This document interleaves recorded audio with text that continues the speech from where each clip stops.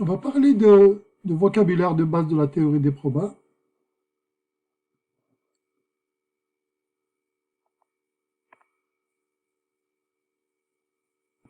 Donc on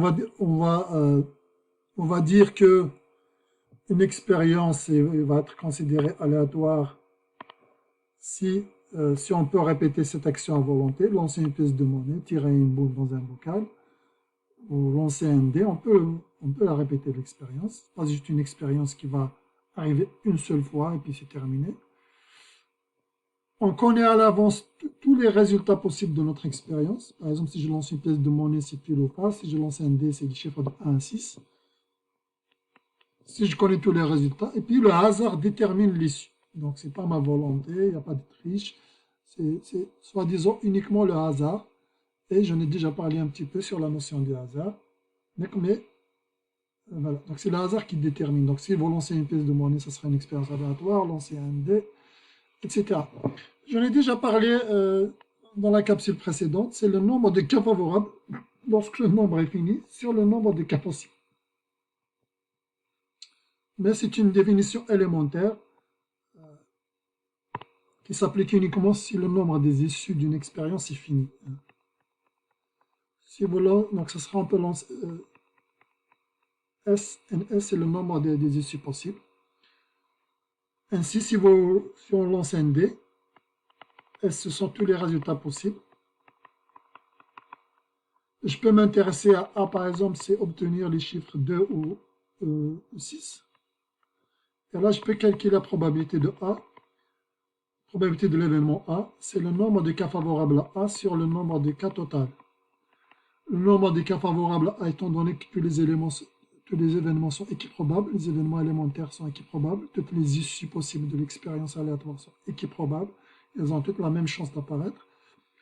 Le D est parfaitement homogène, etc. Il n'y a pas de raison qu'une surface apparaît plus souvent qu'une autre. Et donc le nombre de cas, le cardinal de A, le nombre d'éléments de A, c'est 2. On a 1, 2. Le nombre de cas total, c'est 6. Donc la proba, c'est 2 sur 6 égale 1 tiers. Donc la probabilité d'avoir les chiffres 2 ou 6 comme résultat, c'est 1 tiers. Voilà un exemple de calcul de proba. Cette formule s'applique notamment lorsque le nombre de cas, le nombre d'issues possibles de l'expérience aléatoire est un ensemble fini. L'ensemble des issues est fini. On peut donner un deuxième exemple. On lance deux pièces de monnaie. On s'intéresse au résultat des deux pièces. Ça peut être pile-pile, pile-face, face-pile, face-face. Les deux pièces sont pareilles, sont homogènes, etc. Il n'y a pas de raison d'avoir un résultat. Il n'y a pas de raison qu'un résultat soit plus probable qu'un autre. Donc la probabilité d'avoir pile-pile, par exemple, c'est 1 sur 4, pile-face, c'est 1 sur 4, etc. Admettons, on s'intéresse à l'événement B. B, c'est l'événement avoir au moins un face. Au moins un seul présente le côté face, pourrait s'écrire. Avoir au moins une des deux pièces présente le côté face. On peut appeler cet événement B, désigne par la lettre majuscule B. Donc, si l'événement, au moins une des pièces a le côté supérieur égal à face. On peut l'écrire mathématiquement cet événement comme étant le triplé, trois événements élémentaires, trois issues possibles, pile-face, face-pile, face-face. Et par voie de conséquence, si je calcule la probabilité de cet événement, probabilité d'avoir au moins un face, et bien c'est le nombre de cas favorables à B sur le nombre de cas total, ici 3 sur 4. Proba c'est 3 sur 4, c'est 0,75, qu'on peut exprimer en pourcentage en disant c'est 75%. Il y a 75% de chances d'avoir au moins face dans une des deux pièces.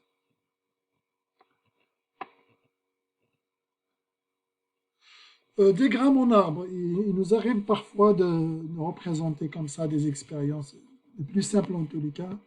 Si vous lancez 5 fois D, ça sera plus possible, ça sera un dessin trop complexe.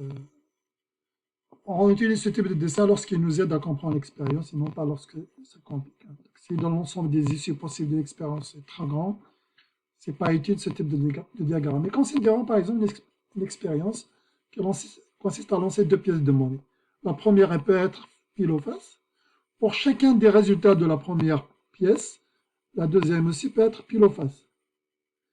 Et le résultat possible de notre expérience, donc c'est le couple P, PP, PF, pile face, ou bien face pile, face face.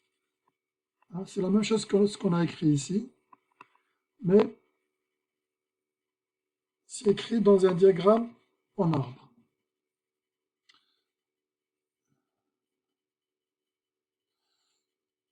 On a vu la théorie des ensembles. Regardons maintenant les événements. Les événements, finalement, c'est juste un ensemble dans un tout. Et là, vous allez voir l'utilité de ce qu'on a vu dans la théorie des ensembles. Considérons l'ensemble des issues possibles d'un dé, de lancer d'un dé. 1, 2, 3, 4, 5, 6. On peut s'intéresser à obtenir le chiffre pair. Par exemple, ce sera 2, 4, 6. On peut avoir à l'événement B, obtenir chiffre 3 ou 5, etc. On peut s'intéresser à l'événement D, la somme. Il y a un seul dé à lancer, donc on ne va pas parler de ça. Pour l'instant, on va s'arrêter avec ça. Vous voyez que même la représentation des événements, on l'a fait exactement comme on a fait avec les ensembles.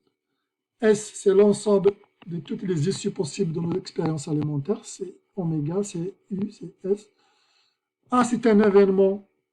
Un événement, finalement, c'est juste un sous-ensemble de l'ensemble de toutes les issues possibles d'une expérience alimentaire.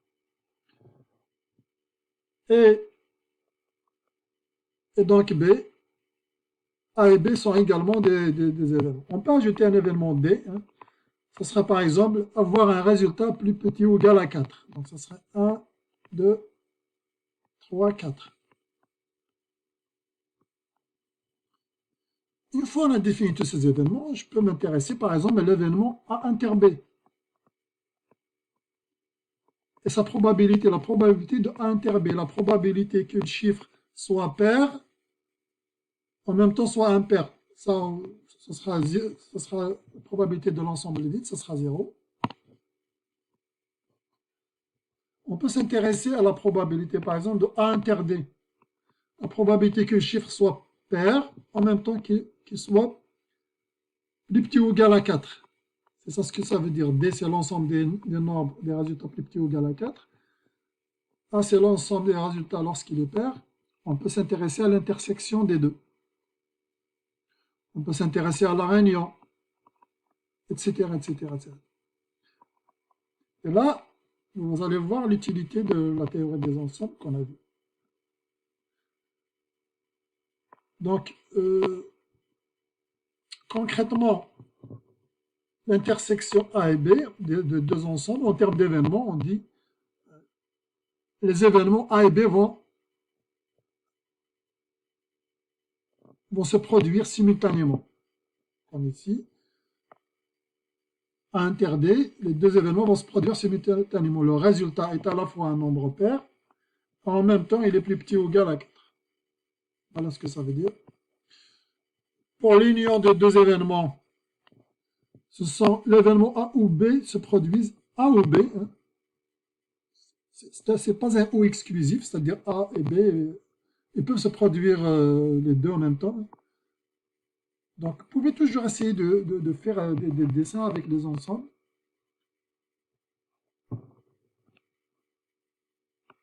Donc ça, c'est l'ensemble U. 1, 2, 3, 4, 5, 6. Pour mieux comprendre la notion d'événement. Donc, on peut s'intéresser, par exemple, à cet événement, et puis notre événement, etc. On peut s'intéresser, par exemple, ça c'est A, ça c'est B. Donc, quand j'ai dit A inter B, c'est l'événement qui consiste à dire A s'est produit et B s'est produit en même temps. C'est-à-dire, finalement, on a obtenu 4. On a obtenu un chiffre à la fois dans l'ensemble de 5, 4 et en même temps dans l'ensemble 3, 4, 6. Donc, finalement, il n'y a que 4. Si je m'intéresse à l'événement A ou B, ça on dit ou B, on proba, ça et A et B. A et B se produisent en même temps. En termes d'ensemble, on dit intersection. Ici, on dit union. En termes d'événement, on dit A et B. Ici, on dit A ou B. Mais le ou n'est pas exclusif.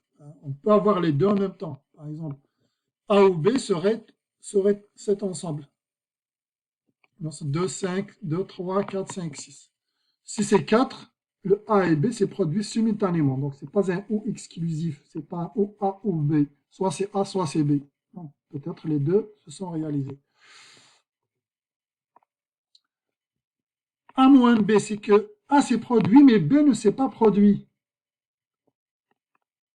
A moins B, c'est A s'est produit, B ne s'est pas produit. Par exemple, ici, si je mets l'événement A moins B, je peux m'intéresser à la probabilité A moins B. C'est la même chose que probabilité de l'ensemble de 5.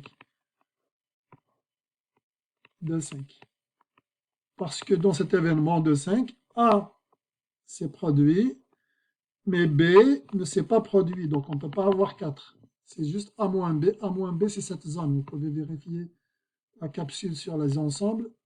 C'est ça qui consiste A moins B. C'est la zone verte ici. A s'est produit, mais B ne s'est pas produit. Donc, si je m'intéresse à la probabilité de A moins B, ou bien A et non B, A s'est produit, mais B ne s'est pas produit, et bien c'est la même chose que la probabilité d'obtenir le résultat de 5. Et donc, s'il s'agit d'un lancer de D, par exemple, ça serait 2 sur 6. S, c'est l'ensemble universel, c'est la probabilité d'avoir un résultat entre 1 et 6, finalement. Donc, c'est 1. C'est l'événement certain, en fait, ça c'est universel ou S. Parfois, on va utiliser S pour éviter de confondre U avec le symbole d'union. Donc, la probabilité de l'événement S, c'est l'ensemble universel, c'est toutes les issues possibles de l'expérience, c'est 1. Et il y a 100% de chance que le résultat soit entre 1 et 6 pour un lancer de D. Et la probabilité de l'ensemble vide, c'est égal à 0. Donc, lancer un D, forcément, vous allez obtenir. Vous pouvez dire, mais alors la probabilité d'avoir le résultat, c'est 8. Ben, c'est aussi 0. Est-ce que ça, c'est l'ensemble vide? Oui, c'est l'ensemble vide par rapport à l'ensemble des issues possibles de l'expérience. L'expérience n'a que les issues de 1 à 6. Donc, on peut écrire CP de l'ensemble vide. Cet ensemble ne contient aucun élément des résultats de l'expérience. Okay? Donc, probabilité de l'ensemble vide, c'est 0.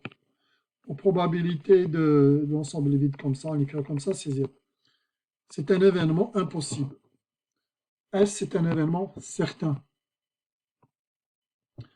Le complémentaire de A, pour les ensembles, on parle de complémentaire. Pour les événements, on parle de contraire. Le contraire de A. Si le complément, pour les ensembles, pour les événements, on parle d'événements contraires. Comme je vous ai dit, dans certains livres, vous pouvez avoir A barre comme ça pour dire contraire. Donc, comme pour les ensembles, si A, par exemple 1, 2, 3, 4, 5, si ça c'est l'événement A, donc ça c'est l'ensemble universel de tous les résultats possibles de notre expérience aléatoire, et bien l'événement non A, ou bien A', comme on a noté, ce sera 3, 5. Okay? Donc il faut bien définir le contraire d'un événement de façon logique. Si je vous dis par exemple on a une expérience aléatoire, que A c'est obtenir un chiffre pair. 2, 4, 6, 8 par exemple, dans une expérience. Obtenir un chiffre pair, A égale obtenir un chiffre pair, oui. C'est ça l'événement. Son contraire, A' ou A bar, serait pas obtenir un chiffre impair, serait ne pas obtenir un chiffre pair. Ne pas. Essayez d'utiliser toujours ne pas pour dire le contraire d'événement. Et bien sûr, vous savez le contraire du contraire, c'est A lui-même, ou bien A', c'est A lui-même. Ne pas obtenir chiffre pair. Pourquoi je dis ça? Imaginons une expérience. Imaginez une expérience aléatoire dont les résultats sont 1, 2, 4, 6, 8, mais on peut avoir le résultat de l'alphabet A, B. Oui, le résultat peut être un chiffre, peut être aussi des lettres alphabétiques. Des lettres alphabétiques Z et X. Donc, soit à obtenir le chiffre pair, ce serait donc l'événement qui contient les éléments de 4, 6, 8. C'est ça l'événement. Son contraire, ce ne serait pas obtenir les chiffres impairs, non, ce serait ne pas obtenir un chiffre pair. Ce serait donc le contraire de A ici, A bar, serait l'ensemble 1, ZX. Voilà, donc essayez d'avoir cette logique pour définir le contraire d'un événement. L'ensemble vide, on a dit, c'est l'événement impossible. Hein. Et A inter B, c'est l'ensemble A et B sont disjoints. Si A et B sont disjoints, leur intersection va être vide.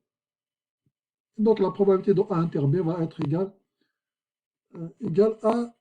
à 0. Donc on dit pour les événements, pour les ensembles on dit disjoints, pour les événements on dit événements incompatibles, c'est-à-dire ils ne peuvent pas se produire en même temps. Ils ne peuvent pas se produire en même temps. Alors, on dit incompatible, événement impossible, donc on le note ensemble vide, événement contraire, on le note A primo A bar. L'événement certain, c'est P de A égale 1. Les événements incompatibles, si les deux ensembles sont disjoints. Si je prends le résultat de cette expérience aléatoire, 1, 2, 4, si je prends l'événement A, obtenir 1 et 2, et l'événement D, c'est obtenir 3, ben ce sont deux événements incompatibles. Si j'obtiens 3, le résultat ne peut pas être dans 1 et 2. S'il est dans A et 2, il ne peut pas être dans D, il ne peut pas être un 3. Donc on dit que A et B sont incompatibles en termes d'événements. Pour les ensembles, on dit qu'ils sont disjoints.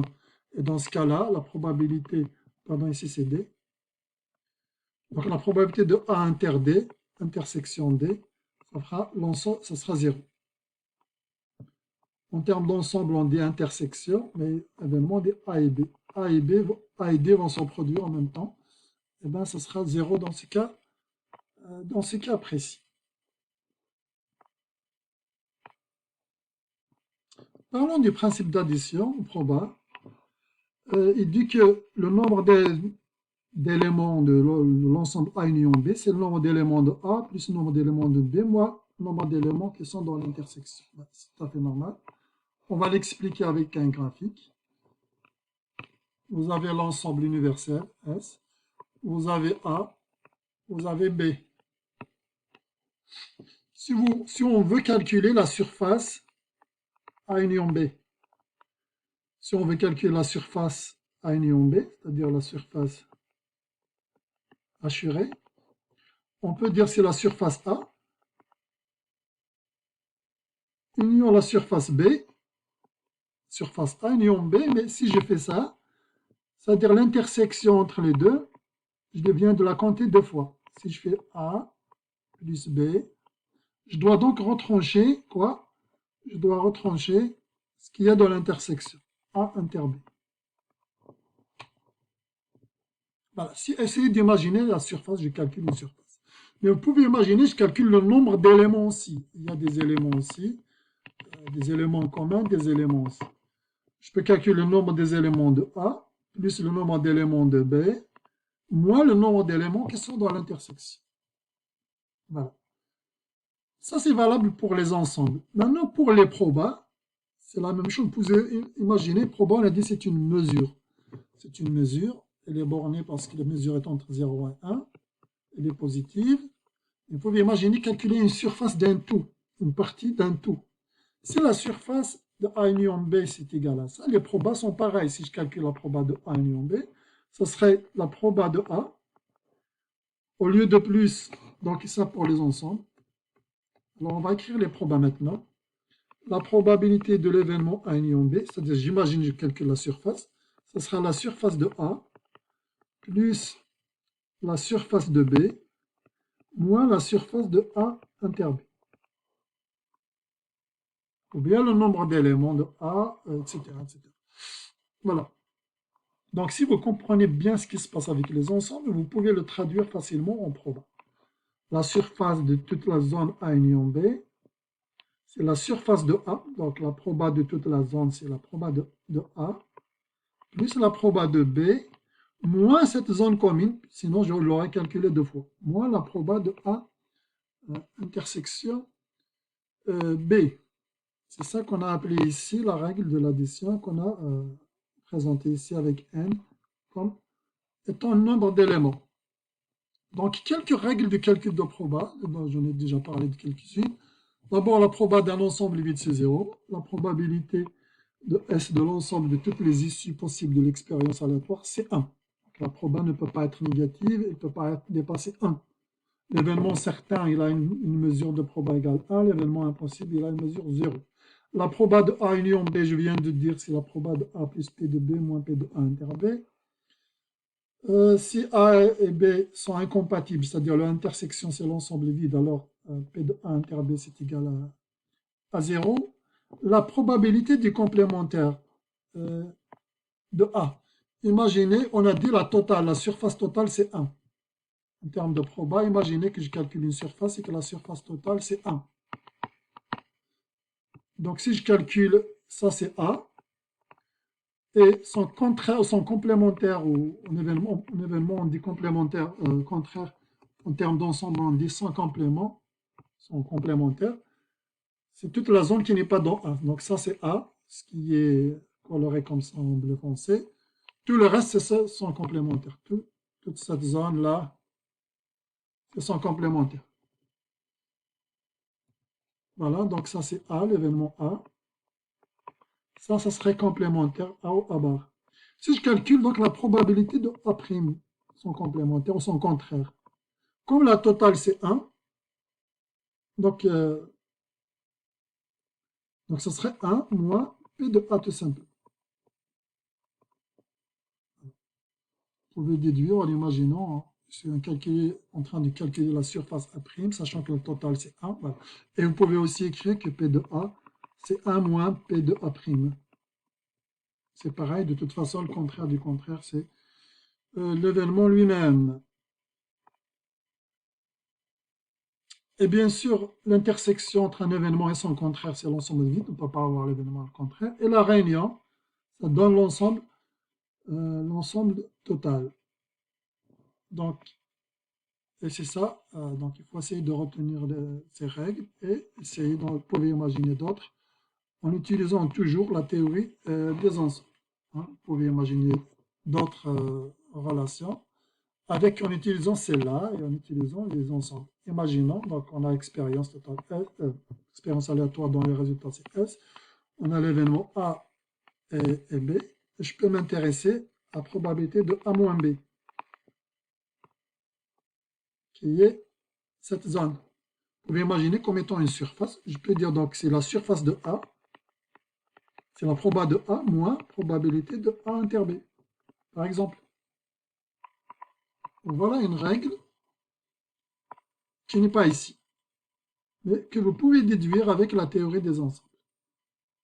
Donc ça, A se réalise mais pas B, donc c'est la probabilité que A se réalise, mais j'enlève cette zone. J'enlève, imaginez je calcule une surface, je calcule la surface de A, j'enlève cette surface, c'est-à-dire j'enlève la probabilité de A intersection B.